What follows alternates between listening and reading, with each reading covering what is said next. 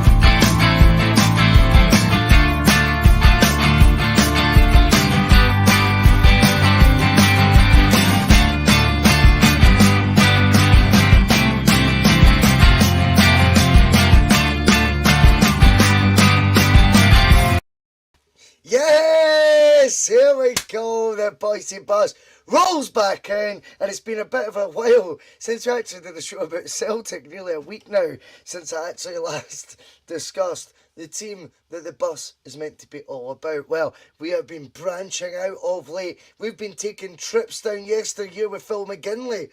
We've been having nights like last night where we're doing post-match pish on Scotland. Well, it certainly was pish, and we discussed that at length as well. But one thing that's been a mainstay, albeit the Monday Club was supposed to be, well, we all have heavy weekends, right? But remember, the T.N.F. every Thursday night is a night that me and David Logue give you the keys to the bus, and we sit in the back. You drive us. You tell us what we're going to talk about, and we fling popcorn at the back of your head whilst you're trying to drive. That's pretty much how it goes. David Logue, how the devil are you, my man? I've calmed down a wee bit now since last night. You know, I've had a long, hard season. You know, I've had a really hard, long season. And then think I'm getting a holiday. I'm getting picked for the Scotland squad. I don't even get on the bench. Ralston. There'll be a Ralston comment in the comments by now. I thought I'd just get out of the way now. We beat you off to it. I love it, mate. Raging, I didn't even make the bench. Raging. No, mate, so you should be, by the way. 2 keepers ahead of you now. Well, we did discuss Scotland last night. We're not going to go into too much about it tonight, I don't think, because it was a bit deflating, wasn't it, David? It was a wee bit shite. But we will be talking Celtic tonight. Brian says, go on your cell, Bhoycie. I'll take David with me tonight, but I know what you mean, man. Go on your cell. I like that support. Jackie Mills becomes a member of the Bhoycie bus tonight, David Logue. I don't know if you've seen that in the comments. Plenty of welcomes for her, Jackie. She's a lovely girl. Sound as Welcome anything. aboard. And knows her Celtic as well. Now, I also wanted to give a shout out to one of those, you know, you get like the silent viewers, right? I got a lovely message from Anne-Marie, I think it's Fillin, saying, not one, I think she was saying multiple t-shirts. I'm guessing 2 t-shirts that she'd ordered a few weeks ago. They've arrived, she's delighted with them, and apparently she's on the bus as often as she possibly can be. If not, she catches up, but she just doesn't want to get involved in the comments and all that. But hello, Anne-Marie, wherever you are, I thought it'd be nice and give you a wee shout out. Anyway, fanboyfootball.com are still in the corner. I don't know if the site's still open or not. It was meant to shut the 31st of May. If it is still open, go get a t-shirt while they're still there. This will be the longest limited edition ever. But more importantly than that, hit the like button tonight. Let's get over 100 watching live. That's what we always target on the T.N.F, which is ridiculous in the close season and maybe a wee bit ambitious. But do you know what? We're an ambitious bunch on the Bhoycie bus. If you want to subscribe, feel free to subscribe as well. Again though, tonight the talking points are going to be coming left, right and centre from you guys. And me and David Logue will be chewing the fat over all of them. David, it's very difficult when it's a quieter week in Celtic land. Usually on a Friday night, right? A Friday night, I'm like, do the double doon show. I'm like, what are we going to talk about the night? Because I did the T.N.F last night, and like, this is mid-season I'm talking about. And then you're like, and I had post-match pish on the Wednesday, and I did the Monday club on the Monday. What the fuck? And Ange always just appears like a phoenix rising and gives a golden interview, and I go, right, I'll take that. Well, lo and behold, he was on Australian radio today, David Logue, right? So, good on Big Ange. He sounded in good spirits. He was talking about potential language barriers, as neither Scots nor Japanese actually speak English. That's what he said, which was good fun.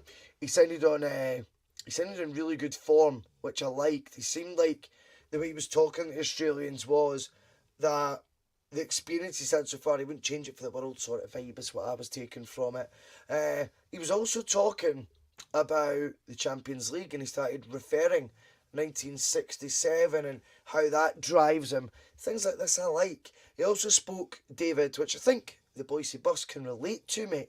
He spoke about how being the underdog and having people doubting you and people thinking you won't be up to it on your own, mate, can come back and, you know, can be used as a motivational sort of tactic sometimes. A weapon, actually, was the word he used. I thought he was going to say tool, a motivational tool, but instead he went all out for a weapon.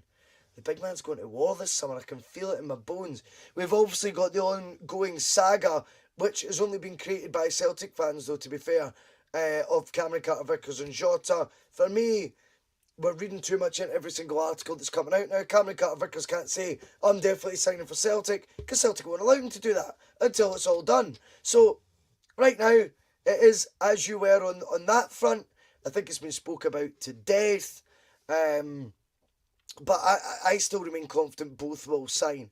It would be an extremely backward move of Celtic if they weren't to get them both over the line with, you know, the tournament we're guaranteed to be taking part in, David, and as well as the finances all being there to actually afford these deals. So we could talk a bit about that as well, mate. But what's your thoughts on the fact it's been a quiet week? There's still no transfer activity. There's the odd linked player, but I think they're pissing in the wind, David. Jota and Cameron Carter-Vickers still aren't signed, and Big Ange on Australian radio loving life at Celtic and sounding as positive as ever, mate. We've missed his tones. We have missed his tones. It is a weird week. There's usually something, you know, stirring in the background for us to kind of, you know, get excited about. But right now, it's quiet on all fronts. We're not seeing any sort of hints that we're going to be signing Jota or Cameron Carter-Vickers. However, I'm pretty confident we will sign them. I'm not overly worried about that. I think they're both got their minds made up and they do want to come. I think it's all down to whether Celtic push them through. Also, right now, they're not technically our players yet, so we've got no right to you know, Celtic aren't going to comment on them, and the players aren't going to have any permission from Celtic, probably because they want to keep it quiet. So we have the big reveal, and I'm pretty sure Tottenham and Benfica wouldn't be too happy with players that technically aren't Celtic players yet talking about signing for Celtic when they're still under contract with them. Totally. But I think we've got them, to be fair. We're starting to see on the other side of the city a lot of transfer talk and people re-signing with them. So I think that's maybe making us get a little bit itchy feet, going, right, well, they're making moves now. Why are we not making it? It's just adding to a wee bit of because we're not seeing much. And that only just kind of makes us, you know, start to twitch a little bit. But I'm quietly confident that we're going to see some announcement soon. I wouldn't even be surprised if we wake up in the morning and find somebody that we didn't even have a clue we were signing is announced. Maybe even tomorrow. Maybe, who knows? Oh, he's I've acting just got. ITK, ladies and gentlemen. He's acting No, ITK. I'm just getting. Something's got to happen soon. Like it's the weekend. Friday's always a good day. We always see something happens on a Friday. Why not a transfer or somebody extending a contract? Something's got to happen. But as for Ange, yep, we've missed hearing the tones of Ange on our media. Yeah. Those little snidey wee comments, I say snidey, but those wee digs back at the media, we miss those. Yes. But see, when you get to watch him, I really do enjoy watching Ange on the Australian media because he's so much more relaxed. I think that's the real Ange we get to see there. We get to see fighting talk Ange on our media, and we kind of get to see the more chilled, less kayfabe Ange. That's a wee comment there for Phil McGinley. You'll get what I'm referencing there. We get to see the real Ange. He's just so much. He's obviously very well respected now, so he's treated with a lot of respect. He's on a pedestal in Australia, and he's he's the kind of guy. You show me respect, I'll give you respect back. If you don't show me any respect, I'm not going to give you any respect back.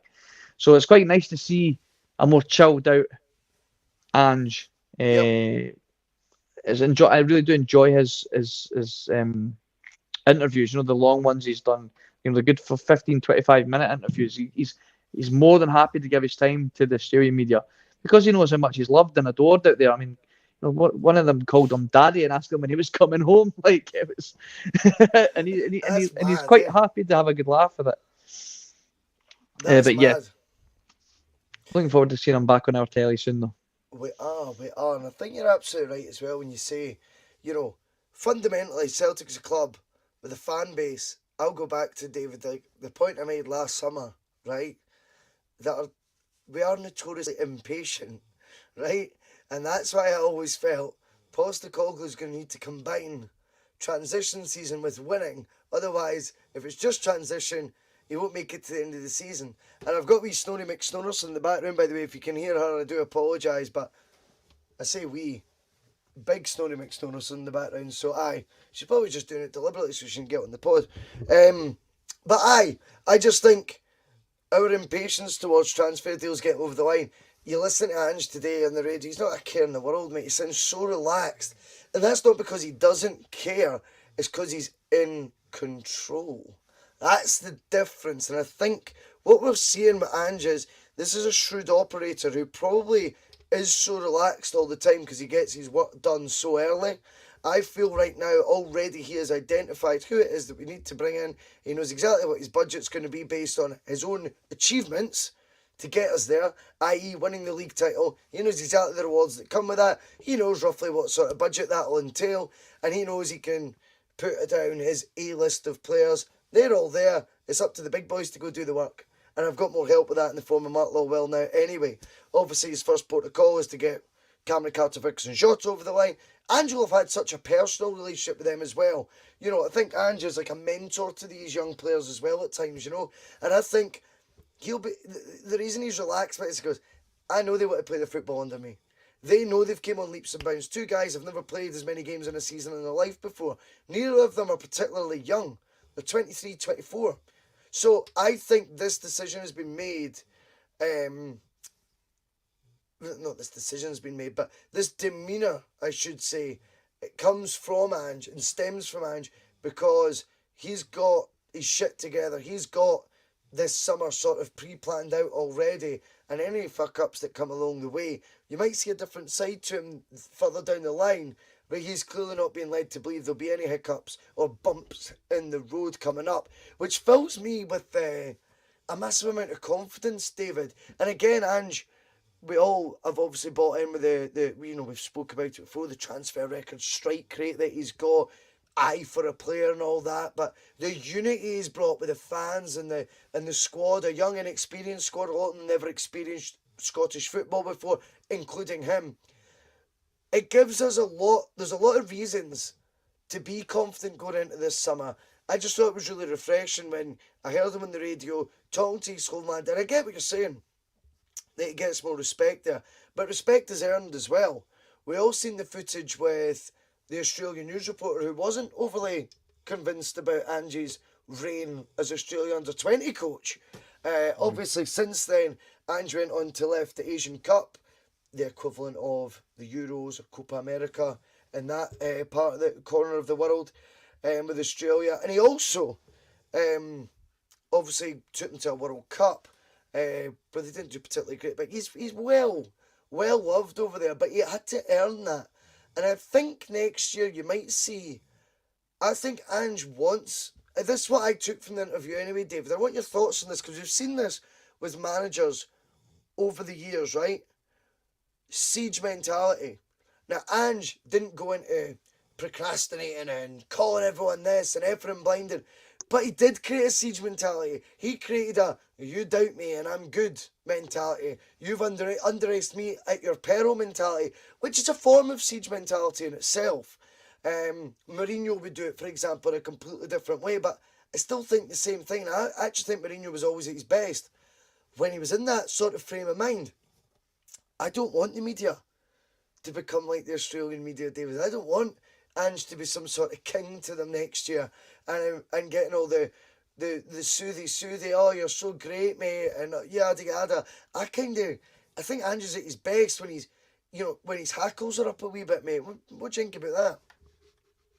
The Scottish media, and it's almost like a Game of Thrones scenario where we have the king last year, and I'm using this term lightly, but Steven Gerrard was considered the king of Scottish football when he came up here, and the media lapped him up, and the English media especially, like, absolutely loved him. And then obviously we're bringing in our guy from the east to come and take that throne, and he came in with a Trojan horse.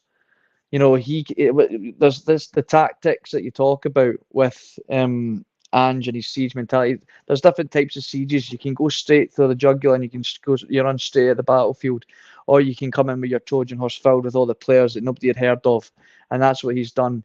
He's made a mockery of the Scottish media all year, having them on strings, having us thinking that these guys are coming when in fact it's a completely different group of players that have come in. You think I'm one dimensional and I'm all out attacking. Well, I think you'll find, it might look like I'm one dimensional. However, I'm still going to play I'm going to still play my style of football, but I'm going to tweak it here and there, and so I'm going to see it coming. And here we are. He's now sitting on the throne. He's now the Mad King. He's the one that everyone's now sitting there going, what's he going to do now? What is he going to bring next season? He's unpredictable, and they don't like it. And I don't know if the media are going to start, gushing over Ange. I think they've kind of had to just tuck their tail between their legs and, admit that they were wrong about the guy this year. But they're going to keep coming for him, and they're going to and hopefully they're going to want Gio to be on the throne next year, and he's going to be the king. It's all Game of Thrones in the SPFL, and I'm just looking forward to seeing how Ange handles it. Yeah, definitely. As I say, I just think you get the best out of certain people when they feel like they're up against it or something, and I wonder if that'll be the case, that Ange will still, even if they are being nicer to him and showing him more respect, that he'll create it somehow. That, some They'll sort be nice. They'll be nice to now, mate. But one little slip up, and they'll be right on him. They'll be right on him. And he'll have a long memory of that as well. And he will be pulling them up. So that will be very interesting. Let's bring up Monty. Monty has been on the bus since day one. Monty tends to bring up some good points. So we're going to go with Monty as our first viewpoint. Now, Monty has scepticism in the tone of his message, if not a wee bit of cynicism as well. He wants, every single Celtic supporter not to take their eye for 1 minute off of our board. They're not to be trusted. There's numerous ways to look at this. Give me 2 minutes, mate. I'm just going to punt the dog out because I can hear her snoring through my mic, mate. That is doing my nutting. Right, give me 2 minutes, mate. No but problem. take away Monty's point. I'll be two seconds, all right? No problem. For your point, Monty, I'm not one for discussing the board too much because I suppose I'm one of these Celtic supporters that maybe turns a blind eye and doesn't worry too much about what's happening in the background. And that's maybe you could probably criticise me for that. Maybe I should look at it a bit more. Um, the board obviously last year was just an absolute disaster, and I think they showed a lot of their true colours. I think the proof is going to be in the pudding this season coming, whether they really do back him, and especially if he stays for a third season. We've seen this movie all before. With Martin O'Neill and with Rodgers. It looks like they're going to back him, and then it's when it comes to start to do a second rebuild, or he wants to. We lose a big player for big money down south, and we end up with a nobody that really isn't what the manager wants, and we start seeing the manager starts to get a bit disgruntled. He's now unsure whether this is the job for him anymore. It's a little, yeah, you can't help but worry a little bit. I think you're right. I suppose we probably shouldn't take our eyes off the board, but I'd like to think that the manager we have in place is a big enough character to keep the board in check, and will soon. I don't think Angel. He would be quite transparent, and I think he always has been. If the board aren't backing him, he makes it pretty clear that that the comments last at the beginning of the summer when we were struggling to get players in, he said, "I don't think I've been forceful enough." So I think if the board are starting to do what they've done in the past and start to make the manager feel that he hasn't been backed, we'll know about it pretty quickly. It won't be much speculation needed. We'll know pretty quickly if Ange hasn't been backed. So yeah, you're right. We should keep our eye on the board, and hopefully, with the new personnel coming in, things are starting to change. What I was saying while you're away there, Apologies for that. No worries. I'm not. I'm one of these fans. I suppose you could say that's not doesn't pay too much attention to what's happening backstage in the boardroom and stuff. And I'm saying maybe that's something that I should look at and be a bit more mindful in with Celtic. And maybe that's a criticism on my part that I should be a bit more wary of what's happening in backstage. But I tend to worry. Let the guys, like the manager, worry about that, and I just let you focus on what's happening on the pitch. I get that, David. I think though the thing is though I feel that now in modern day football they go hand in hand, because the strongest weapon Celtic can use to compete at the levels of football we're expecting them to be operating at is the Champions League. That can only be achieved by investment.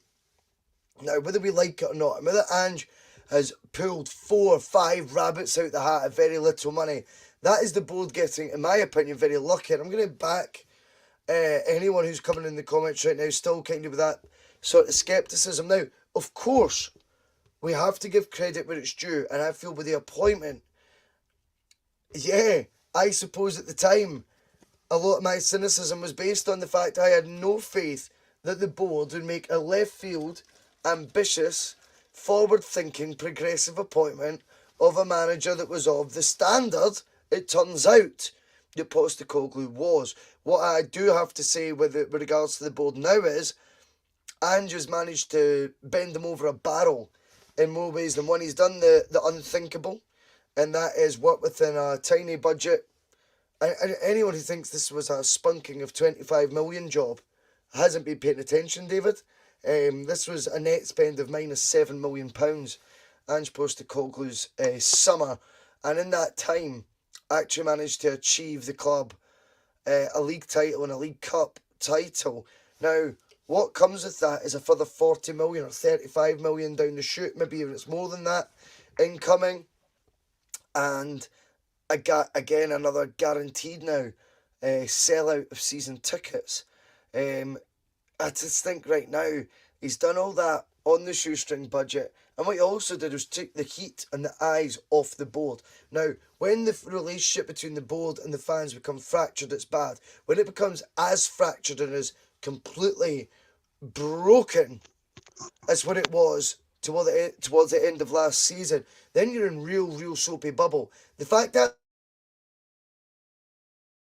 seems toward to think they are plain sailing and they're going, oh, well, those protests, they're all in the rear view mirror now. I don't subscribe to that. What Ange's done is put a big, huge elastoplast over it. Maybe something stronger than elastoplast, to be fair, such has been the incredible job that he's done. A cast, you could call it. But what comes of that is that can still be broken. That's not fully mended yet. And that is the difference. If the board were to fail in backing the most popular man at Celtic Park right now, which is the manager, the guy who has brought in results, trophies, and smashed his KPIs, the manager. No, I am not talking, ladies and gentlemen, about the board's KPIs, which David Kelly was suggesting in one of the comments. Or there it is there, in fact. You know, making money. As long as the bonuses, Peter Lawwell, remember, achieved 3 out of the last 9 years in the Champions League, and yet one of those years was the best paid CEO in UK. That is fascinating. That is frightening for a club that was underachieving, in my opinion, considering the amount of free runs they had to the Premier competition. This time round, we know everything, our path is laid, okay? Our destiny is already in front of us. It's up to us how close that we want to go. Right? Now, are we going to win the Champions League next year? Right? No. Right? We're fucking no. But are we going to compete in the Champions League, David Logue? Now, the board have to be kept an eye on now. They cannot expect Ange. They can't go to Ange, well, you did all right with the money we gave you last time. Why didn't we just give you the same? The board is meant to fund the football team. The football team is not there to fund the board's pockets and fill the board's pockets with bonuses, incentives, and things like this. What the board is meant to do is make the club able to be operating within its means, but the best possible product on the football park. And 30 million in the coffers and a lot of £1 million to £2 million signings might work right now domestically, but Celtic fans' eyes have now been cast further, such as being, whether we like it or not, we all need to accept the success of the other lot in Europe by getting to a final has opened our eyes. Whether people want to bitch and moan about it or call it a few wins in Europe, see if it's only a few wins in Europe, even better. That shows you how easy it is for us to have another Seville moment, because it's only a few wins in Europe. So either way they want to fucking look at it, whether people want to praise it, be snidey about it, either way, our eyes have been opened to the possibilities and the potential of what we can achieve in Europe if we are supported properly by the board. I totally agree why Monty's got scepticism. I totally agree why David Kelly has scepticism, and everyone else who is suggesting that. Right now, though, we also have to look at it with a different mindset. Because it was, at the end of the day, David, this board who, with an eye at the time, thought, fucking hell, you just needed someone in, and have went on a whim. We can also look at it and go, well, do you know what? They had the strength of their convictions to go for someone they knew was going to get a bad reaction. You know, initially, they knew the media were going to find him an easy target, and yet in he comes and he's delivered. And now the club's sitting in a very profitable position going in to the 22-23 season. The board have also brought in someone from the City Group who undoubtedly has links and has worked with Ange Postecoglou before.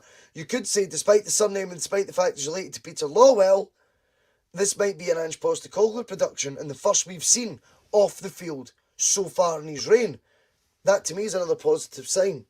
We also seen in January, David, with 3 signings coming in, mate, on the 31st of December. The other signing midway through the window as opposed to right at the very last minute. I think these are tangible signs of progress that the board are beginning to show. Is it fair to say the board deserve a chance this summer, whilst we don't take our eye off it, that the past 12 months, or the past 9-10 months, have shown maybe a slightly different attitude in the board? That's given me the sort of positivity. I've given both sides to the debate, mate. Take it away. I think, I would give them I'm going to give them an opportunity. Mainly because they're there. We've got no really any option but to give them the opportunity. But I think there's such a strong character as Ange is. He's really I think he has gotten through to him to say, look, if you've brought me in to get this club back to where you want it to be, if you want me to do that, you're going to have to give me the tools. And at first, he obviously wasn't very strong enough with that. We saw that in the summer. He made it clear he wasn't strong enough with his views on that. And in the space of the summer window to the January window, he's managed to get the board to get 3 players in before the window is even opened. So yes, there's definitely been progress made there. Whether it's temporary or permanent, we do not know yet. I think this summer window here will be the telling tale whether he's really got them. He's got it drilled into their head. If you want to be competing back in Europe as much as I certainly do, as Ange Postecoglou and as obviously as us as Celtic fans, this is what you're going to have to do. He's clearly a very knowledgeable man. Like he knows his football inside out, and not only does he know it through coaching, as much as he'd like to say, that's not my remit, mate. My remit is the coaching. I think he's a lot more clued in with the operational football club than he likes to give himself credit for. He's got a vision in place, and whether he's moving his chess pieces a lot earlier than everyone else, and he's then saying, "Look, this is the chessboard. I've already seen the 3 moves that I need to make to get a checkmate. You guys just need to get on board with that." And he's starting to show them this chessboard, and they're going, "All right, yep, I can see what you're doing there. I'm all in. I'm all in," and I'm really hoping that's the case. But it's a case of time will tell. And I know that's not not the answer that we really want, and it's not that insightful. But unfortunately, it's just a case of it is going to be a case of time will tell. And Ange's demeanour will certainly change if it's not going the way we're hoping it's going to be going. Charles Smith comes in. Interesting point. I like this. This is where the debate should be going right now. I don't want this to sound like we're being negative, by the way, or any way, shape, or form, like everyone's doing. We're in a great place right now. We've Celtic been in great places before. We've seen the movie before, and somehow we managed to fuck it up for ourselves as opposed to even any great shakes messing it up for us. See what he's saying here, right? Ange can hold the board to what he wants. If they don't, or if they can't, he will go. So here's the next avenue. Ange Postecoglou, ruling contract. He was asked about it on the Australian media. Are you going to sign a new long-term deal? Now, it's brilliant. Ange has that persona, that character, where he can easily, David, say, "Oh, I don't worry too much about stuff like that, I don't, contracts, it's not really, it's not really my bag, mate. I'm a football guy and all that." It's like, bullshit you are. Anyone in modern day football in 2022, mate, has one eye on their contracts, right? That is just life because you've got an agent. That's how Ange rocked up at Celtic Park in the first place, because someone tipped him off. Celtic would pay him more than what he was obviously getting in Japan, I would imagine.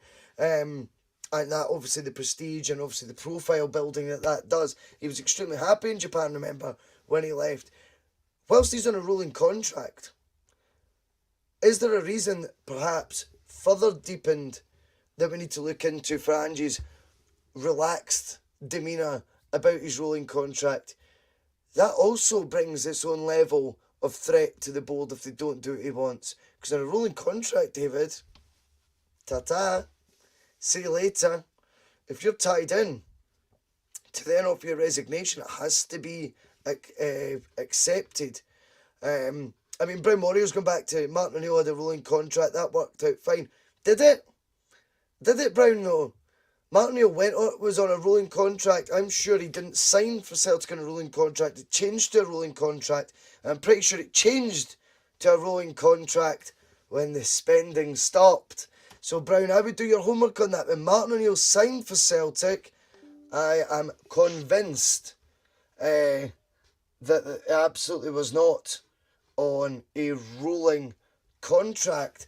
I think it's insightful that once the spending stopped by Celtic, not that I'm saying it was completely sustainable, but once it kind of turned into loan signings to replace Henrik, that's when he was on a rolling contract. The point I'm trying to make, David, is with regards to Ange Postecoglou being on a rolling contract, if he's not to get his wish, if he's not to get his way, it makes it a hell of a lot easier for him to leave, main stage left, We don't want him exiting the main stage, mate.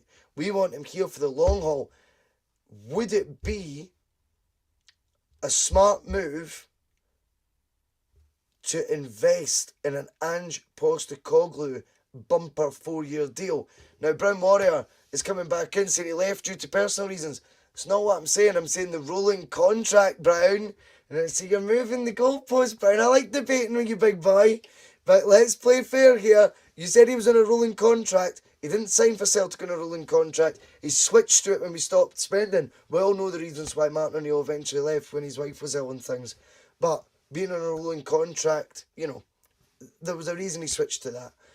Now, with regards to Ange, going on to a longer term deal, not only does it mean he's seen enough from the board, enough promises that, okay, I like this, I'm now invested. That would excite us, because that would mean there's maybe a project here. There's a 3-year plan, and they're all in cahoots. On top of that, though, it does mean that if... Brown, I don't know why you keep saying about spending. I never said anything about why Martin O'Neill left. All I said was he switched to a rolling contract when we stopped spending. Listen. Anyway, Martin O'Neill switched to the rolling contract. Brendan Rodgers started on a rolling contract. There'd have been a better example. But what did Celtic do? They tied him down on a long-term deal, and he is still in the top 10 highest compensation figures of a manager in the world history. £9 million. That's the second reason, David, for me, that maybe getting Postecoglou on that bumper new deal that the Australian media were talking about today might be Celtic's best next move. Yeah, I'm just sitting there thinking about it the other now. So, and this is just one of my, it's just coming in my head right there, and I might be talking utter nonsense, right? But so, I was thinking, if you were to wake up tomorrow morning and Celtic announced that they've just given Ange a 3-year or 4-year contract, now does that underline to everybody, class, the board are backing Ange? Is that and they've agreed we've got a project here, right? Flip it. We've seen this, what you said with Brendan Rodgers. He was on a rolling contract, and then he went on to that massive 4-year contract. But as soon as that happened, it's almost as if the board stopped backing him, because they're like, "Cool, we've trapped him. They've honeypotted him. We'll give you the world, Brendan." And then they give him the contract, and it's now we've just never seen Marvin Comper coming in, and it's like so what? You're here on a 3-year deal. There's nothing, if you want to leave, we're gonna get a massive sum for you.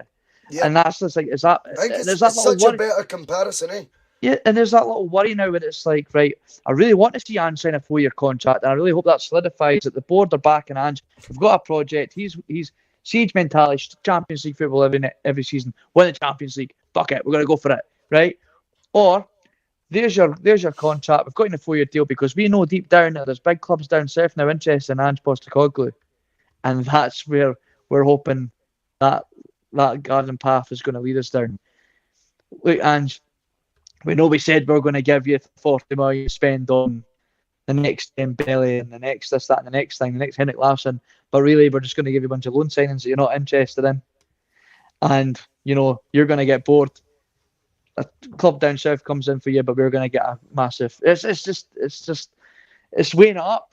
What would you rather see happen? Would you want to see the contract, or are you quite happy I'm on the rolling contract, knowing for the fact that if he's not going to have the board aren't going to have him over a barrel, as opposed to him having the board over a barrel. It's a total clusterfuck. Do you know what I mean though? Do you understand where I'm coming from? I might be talking utter nonsense. No. You're not at all, mate. I think, for once, Celtic need to be proactive, not reactive. See, when Celtic are a proactive club, things tend to happen, things tend to work. See, when we're reactive, it tends to work then as well, but only because there's been some sort of calamity, disaster the year or so preceding it. See, when we're proactive, the opportunity we've got right now is unrivaled. You've got the manager that if you did a survey on 100,000 Celtic fans right now, and you put Angie's name, and you listed, I'm not even going to say anyone before it turns into a meme, You can all use your imagination. Top managers in the world, I think you would have an overwhelming majority would want Ange to remain in charge above any of them, right? That is the incredible work that he's done so far, and the loving that goes on for him. That has sealed, or sealed isn't the right word. It has somehow managed to salvage the fans' hatred. It was hatred. It was toxic towards the board. It's also brought us back trophies. It's also brought us back Champions League nights. This one appointment. If it's you at your barber's saloon, as we were discussing off air, David, and you have got a guy who's renting a chair, he is flying, he has enhanced the reputation of your shop, he's dedicated, he's on time every time, he's not going on any sort of leave of any kind, mate, and he is 100% boosting your business, mate. What do you want to do? You want to talk to him about terms, mate. The second you think other saloons, barbershops, whatever it may be, or he might be thinking of expanding his own, what can we do, mate? What can we do to help you? This is how business tends to work. You tie down your assets.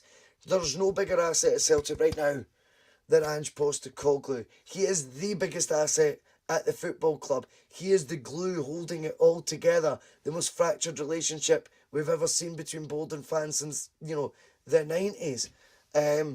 I also believe as well that it's very simple wins the board can do by tying down Ange. It's very simple, the solutions to do so. The solutions are, we know exactly what we've got to spend. We're not speculating. We know what it is. So if he identifies players that are within that bracket, go fucking get them. I'm not going to sit and say we need to spend 25-30 million, David. But I got a brilliant point put in by Connor Carr. We're going a wee different tangent now. Speaking about assets, right? This is where we're going with this, David. So, yeah, we're in agreement. Tie down Ange. Don't let the board hoodwink you on it. Make sure there's certain guarantees in place. And if not, yeah, fine, we'll take the 9 million. But that's a joke. 25 million. Assets, aye, and not a penny less. Assets are going to be huge, though, because there's going to be clubs not just sniffing about our manager. I think even this summer, we have assets at the club right now, even if they've only been there for a year, that could be going on for mass profit. Who do you think, out of our recent signings, say since Ange came in, since last summer, the likes of your Abadas, your Giakoumakis, Jota's not confirmed as a Celtic player as of yet. Sources tell me it's still not quite done. I don't have any sources. But who's stuck out to you enough that you think, do you know what? He could go for that sort of 15 to 25 million pound mark sometime soon. You've got a guy like Leo Labada sitting there. It's a positive conversation, this, by the way. We're not chasing any out the door. We don't want to chase any out the door, but I think we're sitting on quite a lot of assets, such as the youthfulness of the side and, of course, the talent. Yeah, Leo Labada is an interesting one because he's just turned 20, I believe. So obviously he's got bags of time to still develop into like a top player. He's already shown this season what he's like on flashes, I'd say. Of like obviously he's been banging in the goals, but like there's been some real flashes of proper, real talent there. He's a bit hot and cold, like any young player's going to be. But when he's hot, he's piping, and I think I'm sure he scored tonight for Israel against Iceland. I think he might have scored the first goal actually.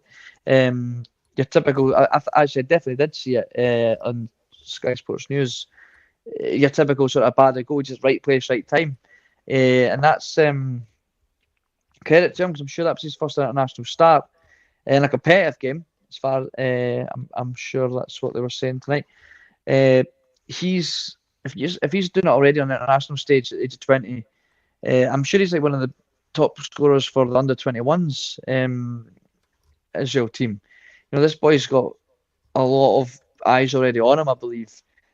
He's a potential to make up. Yes, not that I'd like to see him move, but yeah, I think he would be one of our top assets And I think what's his name? O'Reilly.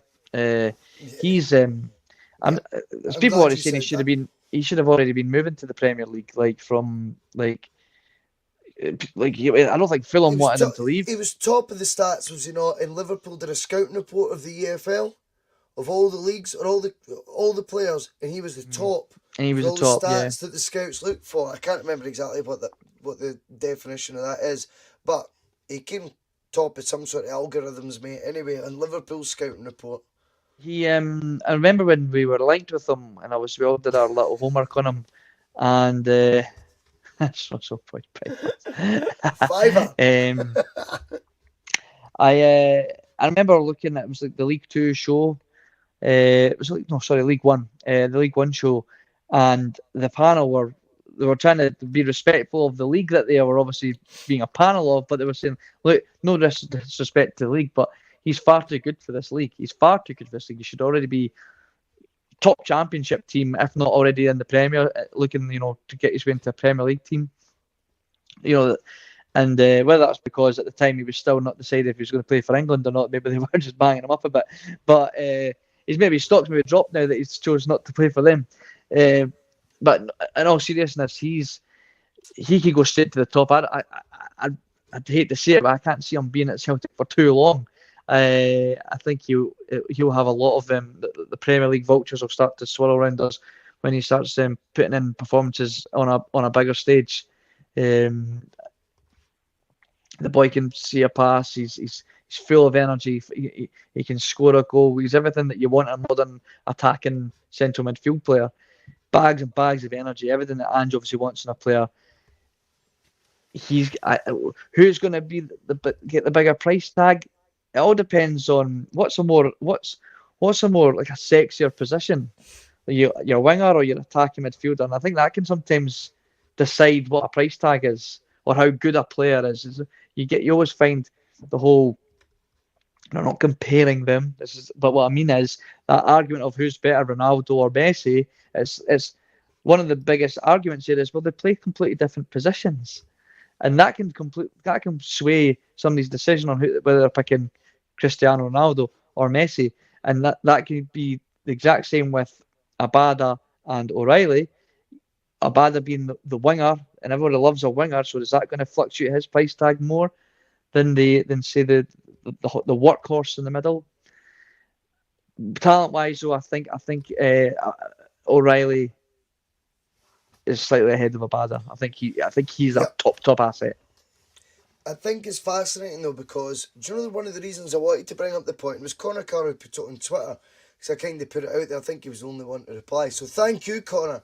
Because we like getting points put in on the T.N.F. There's 111 watching right now, David. Not bad for the close season. On the Thursday. If you've not hit the like button yet, please do hit subscribe if you want. And if you want, there is an option to become a Bhoycie Bus member. 35 to 40 of you now have. And I know Adam Beanie Smith is watching right now. So a big kiss from me to you, son. Because I know you like all that. And I look forward to you, leaving me some sort of cheeky comment in the community board soon, mate. Thanks for all your real brilliant insight that you've brought me so far. Now, when it comes to assets, the reason I bring it up, David Logue, is because I can't remember a summer where Celtic haven't sold one of their assets, two of their assets. Why are we so convinced that won't happen again this summer? Purely because of Champions League money? Does it always work like that? I don't think so. Normally, such as the evolution Celtic need to sort of operate at is their playing trading model, even with the Champions League money, that's a bounty of cash that we're not used to getting. But normally there's a player who's either coming to the end of their cycle at the club, or within a year has made such a smash that they're getting linked to these bigger clubs already, or bigger clubs. I'll do the inverted comments for that. Clubs with a lot more cash reserves than us. Now, I think you've brought up two really interesting players. And again, this is not a podcast about trying to chase players out the door, but we need to look at it realistically and go, are we all convinced? And I want to know your thoughts in the comments, because are we all convinced a player won't leave? Because I've not heard any talk of a player leaving this summer. Now, to me as a Celtic supporter in the last 10, 15 years, that's pretty alien to us, David. One of our assets not going out the door. Now, I think, Scott Cameron said, get Julian out, he's done. I don't know how you know he's done. I don't think he's done. I don't know if he's done. I don't understand what the standoff is there. The way I see it is Ange's looked at a player, David, that is on far too high a wage. What Ange thinks he can spend wiser. And just thought, right, I'm just going to kind of squeeze him out the door. You know what I mean? That's what I think anyway. See the thing with Julian, mate. Sorry, just before you move on, the thing with Julian is, for me, is Ange has been in the door for over a year now, and Julian clearly hasn't met the man. And the reason I say that, right, is because if he thinks going on a French media platform to take shots at Ange Postecoglou is going to get him back in the Celtic team, he's an absolute moron. An absolute moron. Have you not met this guy? Like, that is not how you're going to get back in Ange's team. The only way you're going to get back in Ange's team is if you buy into his philosophy, you understand why we're playing this way, and you have to adapt your game that way. And you have to be fully committed, get your head down and put the work in. And I don't think Julian's that kind of player. I don't think he was one of our top players when Lennon brought him in, and I really liked Julian. I really liked Julian. But I think he was, he's a character. He's a big personality in that dressing room. I think he got a little bit above his station. And I think he feels like he should have just walked straight back into that team. And unfortunately, it's not worked out for him. And he's thought the only way I'm going to get back in his team is how I take shots. And he's wanting to play a midfielder that can play centre back. Aye, he fucking does, and it's worked. So shut it and get your head down. And if you want to take that midfielder who's playing centre back's position, get your head down and fucking take it. Stop whinging about it. Yeah. It really fries my nut when players do that. It actually really rattles me. Like, that's not going to get you back in the team. Shut your mouth and get your don't stop. Was he at his wit's end though by then? I wonder if he was at his wit's end. Edward Diver says, come on, Bhoycie, Ange is building a team. He has ambition. You don't build by selling. Well, the sentiment's wonderful, Edward. I completely agree with you. It's not me, as I've tried to caveat every point with so far now. I will do the same again for your good self, mate. I'm not advocating Celtic selling players. What I'm trying to get across here is, look, every last summer, Celtic won a quadruple treble. Sold an asset every summer right the way through that. So think about it, big boy. It can happen. And we're now having a really light-hearted sort of discussion. Who do you think would cost the most at this period in time? With also sort of trying to sort of back up the point by going, we need to be realistic here as well. That Celtic have at times, I think, sold too early, David. I think they've undervalued players. I think the Van Dijk one really strikes. I know that's now, since he went to Liverpool, became a £20 million deal.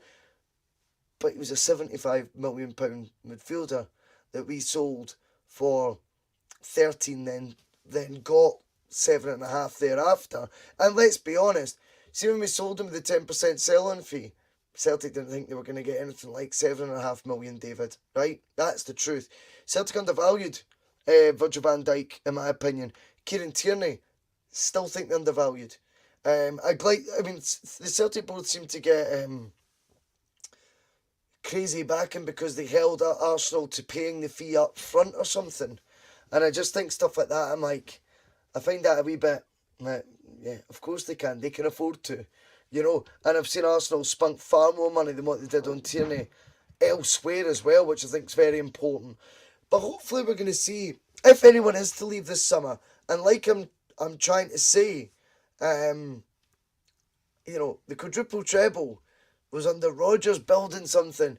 Assets left for big money. Each summer it consecutively happens. It does consistently happen. Yeah, I understand there was more of a hankering to leave perhaps under the previous boss than there will be under Ange. But I think we can't be completely ignorant to the fact a player could leave this summer when history tells you it tends to happen most summers. But what I do like is the fact that the team right now, I think, has assets there that would generate us a hell of a lot of cash. I think Matt O'Reilly, in years to come, probably will go down, but his immediate future's here. You look at the strike force. You look at Giakoumakis. I don't know if he scored tonight for Greece. I seen they were 1-0 up, but it was a different scorer. I don't know if Greece have scored another since then. But I thought that script was written for him, so I'm a bit disappointed if Giakoumakis hasn't scored against Northern Ireland. I just think that would have been class. But I wonder with the team right now that whilst it is in fruition, let's play devil's advocate. Celtic don't qualify for the Champions League. Yes, the point is, as Edward Diver says, come on, Bhoycie, Andrew's building this team. But say if we had finished second, we'd have sold an asset at the end of it, wouldn't we? With no Champions League guaranteed. Oh, come on. In my opinion. I don't know. Okay. Like so normally we have a player that kind of compensates for the money we're missing in the Champions League. Do we have a player right now that's really worth selling right this second to compensate for the lack of Champions League football? I'm not too sure. I also just think we go back to Ange and his place of where he has the board. I don't think Ange would allow. And it's one of those ones. It's like it's the whole typical Willie Walker if he doesn't get what he wants. I don't think right now. I think we'll see where we're at in January a player's valuation, but I don't think there's any player in the team that compensates the loss of Champions League qualification money. But with Edouard, we've got 22 million. With Dembele, we've got 20 million. These kind of sales. I don't think we have a player of that ilk right this second, like on our books. There's certainly going to be players leaving this summer. There's no doubt about it. I think we're going to try and punt some of the dead wood, like Barkasa, you get the Julian. But whenever, who's our most sellable asset right this second? Like who do you bring? We get our biggest. If we were to say we had to sell somebody, like we have to sell somebody. Yeah, I like this game. This is fun debate, mate. I like this. The one you're looking probably at your top goal scorers, right? So Kyogo, Giakoumakis, the guys are. We brought in Kyogo for what was it 4 million? 4.6. He goes in, scores. He does brilliantly on the European stage with that. I'm pretty sure it won goal of the Europa League or certainly the group stages. There's everyone was taken aback how clever a player is, and a lot of people say like that boy could go straight to the top. He's already 26, so whether he does now or not, who knows? It's between him and Giakoumakis for me, off the top of my head. Like would be our biggest selling asset. Like if we had to sell one this summer, you're talking maybe you make a bit of a profit on. You certainly make a profit on Giakoumakis. If this boy was touted at to be 12 million's worth. David Kelly's got the loving vibes that the boss has though for Gigi. I'm sure his tongue is firmly in his cheek, but not because you wouldn't take a big fee for Giakoumakis. Of course, Giakoumakis has a track record. Now that's the one. I think he's an international, Croatian international, first choice right back. Mate, bona fide international on long-term deal at the right age would have been now or never. Yes, I think the most likely player we would get a 15 million sort of fee for this summer would be Josip Juranovic. But I also am convinced that the interest in Leo Abada will be real. Scotland's Young Player of the Year. I understand he scored for Israel tonight, and then he was, I don't know if it was the Israel full team or the under-21s, but I'm convinced Abada, for his potential, would be someone of interest around the 10 to 12 million pound mark. I think so. With again one of Celtic's notorious sell-on fees added to that. I really do think as well that Kyogo is one that we might have just got him at the right time. He signed at the same age Henrik was when he signed for Celtic, right? And then it's almost like Kyogo could be the player that he gets to 28, 29 and it's a step too far now for the Prem. Or maybe for the Prem teams, it's just the moment's gone. They wished he was 23, 24. They might be looking at your Abadas, your Jotas, things like this. Whereas, I think Kyogo could do absolute damage in that EPL next year. He could. What price though could Celtic put on what is going to be now? I think he's a poster boy for the team, right? And I think we need to factor this in. Who's your marketable players as well? Well, Kyogo, for me, is so marketable for Celtic. We've seen the Christmas advert and stuff, and he was, the fans over here just adore him. The Japanese fans adore him. And I think he's got one of those warm personalities that he just seems to love. Like, he just loves it, eh? And it's so refreshing to see someone with no ego, no sort of bravado, generally he's a real football guy, Kyogo, with his darling smile. I think he is someone that genuinely clubs would go, he'd be an asset anywhere, not just for what he brings on the pitch, but off the pitch. He's just got that, he ticks all the boxes, and a lot of marketing is involved now when you sign players. Remember a lot of people were saying, when Real Madrid, for example, signed David Beckham, £25 million, he was 29 years old, and they reckoned in that week they made the £25 million back in shirt sales, And I'm not saying Kyogo's on the level of Beckham or anything like that, but his whole package, the marketing side of it, I think you would look at someone like Kyogo and go, he would tick a lot of boxes in a bold's eyes, going, he can deliver on the pitch. He's not going to need as much adapting time because he's proven that already in Scotland. He's of the right age, right maturity level, and the fans are going to fall in love. They're all going to get his name and number in the back. They might buy an extra shirt just to get Kyogo in the back. that sort of thing. But I do think we've got an exciting squad, David, and of course I don't want any of them. I don't want any of them to go, right? Let's be abundantly clear on that. This isn't us chasing these guys out the door. This is us saying, well, recent history tells you Celtic tend to sell a player a year. Who would get the biggest bang for our buck? If you like David Logue, I've enjoyed that aspect of the chat. Was there any other avenue we were going to go down?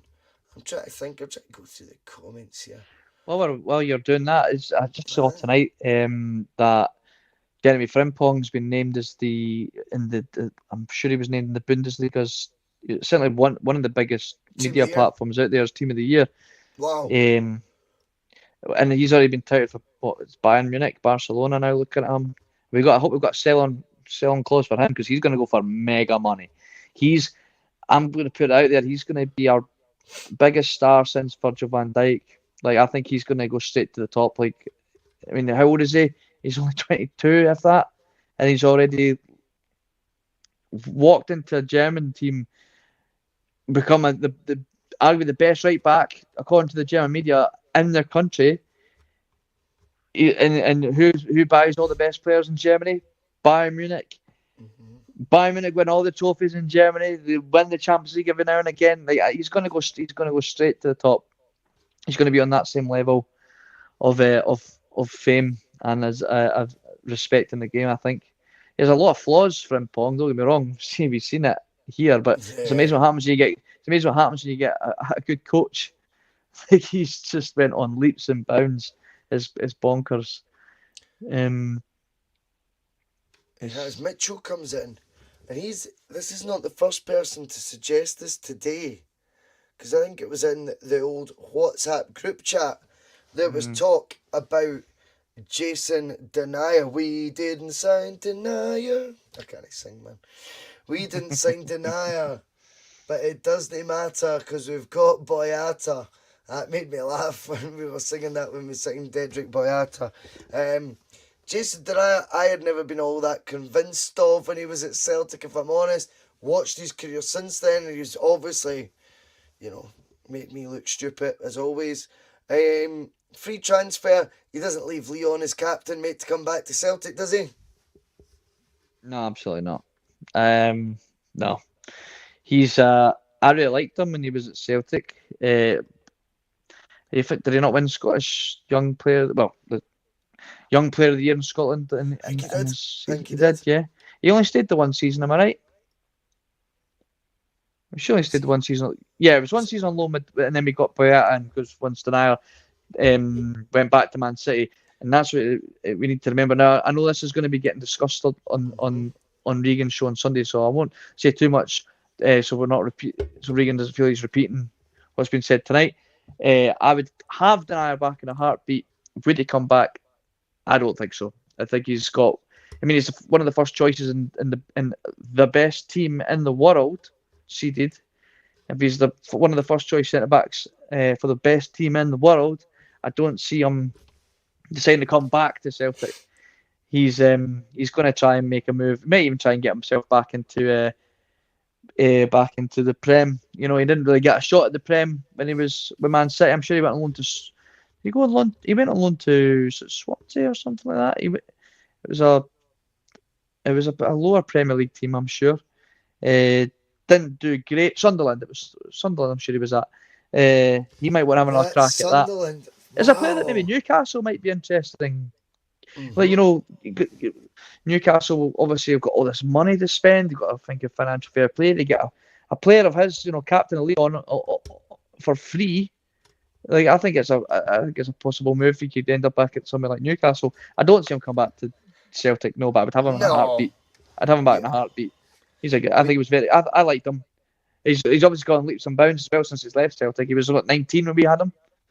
He's going to be 27 now, maybe 25. I would say he's about 27, 28 now. 20, maybe even.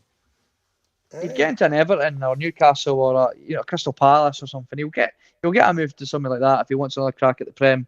He may even fancy going off to Spain. Who knows? If he's done him, but no. Take him back on a free, definitely. I don't know if he can afford his wages though. No, a lot of love coming in for Denier, which I don't know why. I never have been as sold on him as it turns out everyone else is, and that's fine. I am always happy to be in the wrong, mate. As you know, I usually am. I'm happy to hear why. Why? What was it you didn't like? What was it not didn't like? But what was it you made you unsure about him? Was it? I think we've been on the rough end of a lot of scalpings in Europe. I know Van Dijk's part of that as well. But Denier, I don't know. It's hard to put myself back in the mindset of where I was at the time. It's just my gut is telling me. It always does when I see him. I go, I was never that bored when he left. What was that? You look good next to Virgil. Everyone looks good next to Virgil van Dijk. You know. There's maybe a bit of that. I don't know. It's hard to put my finger on it, but I promise you at the time I was never that. I was come see come sa when he left. Put it that way. You know what I mean? I wasn't like. You were only first. We never gone. Aye. Easy replaceable. Easy replaceable. Yeah. Take it easy, Dan Breen, who has been on the show as well. Well, David Logue's over an hour gone already. It's 20 to 11. It's Thursday night. The good news for all you lucky people is I'm off the next 4 days. Yes. So, I don't know where that'll leave me or leave me ending up. Who knows? It's great. See when the bus isn't on air, don't think I'm not just driving it wildly along the streets. 5 and drive, drive responsibly. I'm joking. The bus is metaphorical for anyone who's watching this for the first time going, I'm phoning the police on him. I don't even have a driving licence. And I don't drive buses anyway, right? It's a metaphorical bus.